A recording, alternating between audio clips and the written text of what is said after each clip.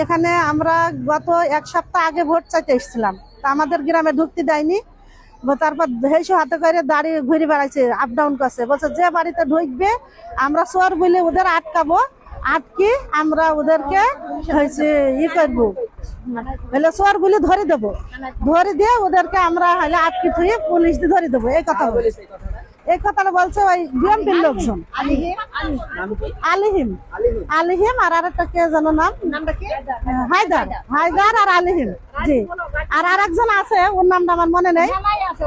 ওরা মেলা কয়জন, ওদের হলো 7-8 জন, ওদের একটা টিম আছে। এবার আজকে আমরা প্রায় 50 জন, 40-50 জন এসছি। এবার আমরা দুটো টিম আমরা এমনি পাঠিয়ে দিয়েছি, আর এইদিকে আমরা ঢুকবো, বসে সব আমাদের বিএমপির লোকজন, আমরা এখানে আমরা ঢুকতে দেবো না, আমাদের ঢুকতে দেওয়ার কোনো অধিকার নেই। আপনাদের পিরোজপুরে আপনারা যে ভোট করেন না, এখানে আপনাদের ভোট করতে দেবো না। তাই বলে আমাদের দাঁড় করে রেখেছে, আমাদের কোনো বাড়ি ঢুকতে দিচ্ছে না, কোনো জায়গায় যেতে দিচ্ছে না। আমরা বসে ঝাঁটা বাড়ন দিয়ে, যে বাড়ি ঢুকবে ঝাঁটা বাড়ন দিয়ে আমরা তাড়বো।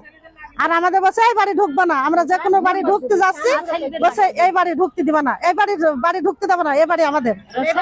এই জন্য আমাদের ঢুকতে দেওয়া হচ্ছে না। হ্যাঁ, গালাগালি, মুখটা ভাষা খারাপ করেছে।